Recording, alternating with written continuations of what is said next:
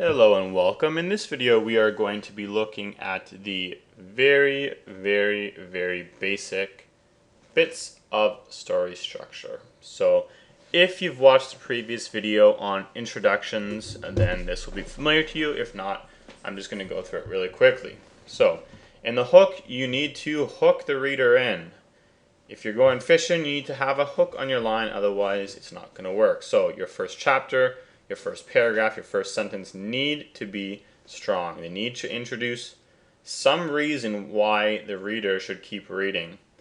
So if you're watching a TV show, it's a mystery show, you're going to throw a dead body on the scene and you're going to make it seem very difficult to solve how this person actually died.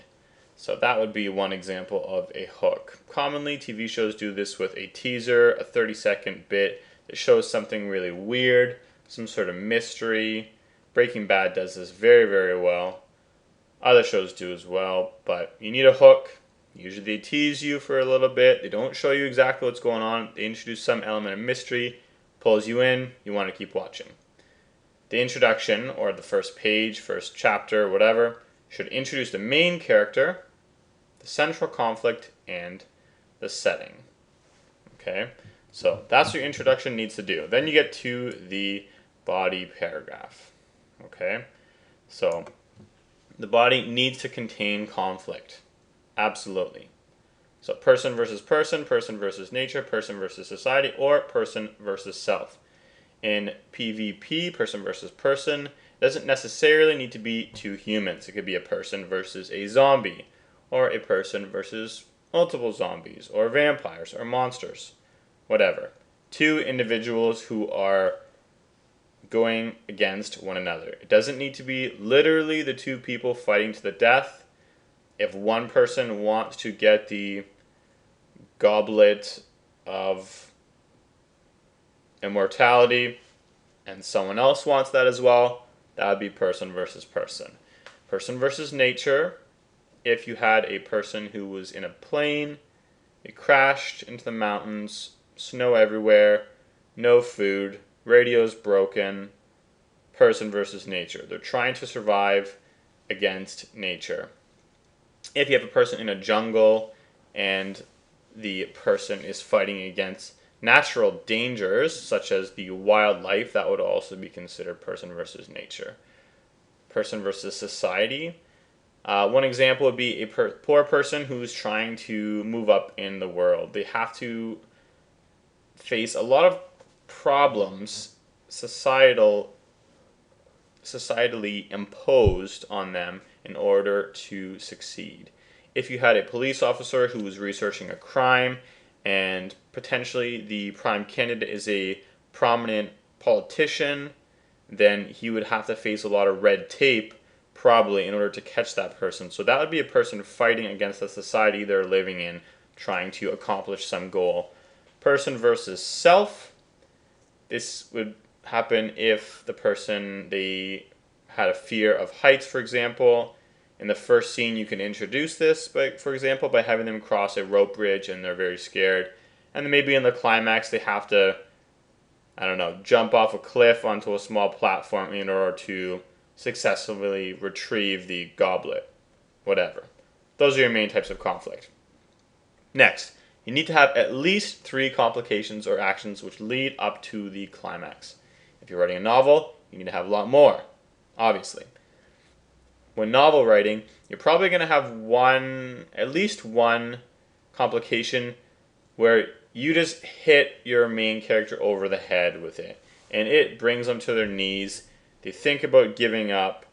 They're absolutely broken. They're devastated. They're almost back to square one. That's how bad it is.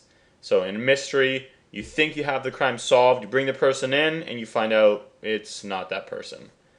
So you need to have big complications. And these complications should get progressively worse as the story moves forward, unless you have a small number of those massive mini climaxes. Speaking of climax, the story needs to end with a climax. This is the resolution of the main conflict of the story. So if you're looking for the goblet, this would be you finally having to jump that cliff onto a small platform to grab the goblet before your adversary does so. So this is supposed to be the most exciting scene in the novel, so if you don't do this properly, it can make the story feel flat. So what do I mean by flat? If you've ever watched a movie or you've read a book where there's lots of build-up, anticipation, complications, etc., then you get to the final scene where you're going to find out what's going to happen, and the main character runs into no problems whatsoever. Then it makes it feel like all that build-up was wasted and you feel let down. So that's what I mean by flat. The story should be moving steadily upwards and the climax should be the highest point. If it's not the highest point, it's going to feel a little bit flat. So you need to pay attention to that.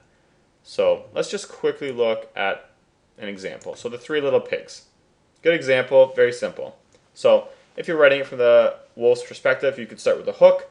If I don't get food in another day, I'll be dead. I know grammatically it's a little bit awkward, but whatever, that's the point. You get a hook. Then he goes against pig number 1, has a fairly easy time, blows the house down, pig runs away, he chases to pig number 2's house, wooden house, tries to blow it down, succeeds, goes to pig number 3's house, the brick house. Now, if you want to resolve this, it can't happen. He just blows and the brick house falls down. So he tries and fails. So either he has to find another way in, find some ingenious way to break the door down, or climb through the chimney, whatever. You need to have a resolution. Now, if you're writing a first-person perspective story from the wolf's perspective, then the resolution, the wolf dying either by starving to death or going down the chimney into a fireplace and getting burned, that's going to be pretty depressing. Otherwise, you could have the wolf find some food elsewhere. Maybe he learns a lesson. He always tried to get the easy way out, going after the easiest pigs. Maybe going from 1 to 2. By the time he gets to 3, where he faces a real challenge, he hasn't built up the capacity to overcome difficult challenges. So maybe he learns a lesson that sometimes taking the easy way out isn't always the best way. But those are the main points. You need conflict. You need at least 3 complications. And they should get steadily worse as the story moves along. And you need a good climax, which is the highest point of the novel, that resolves the main conflict. So that's all for your basics on story structure. And thanks for watching.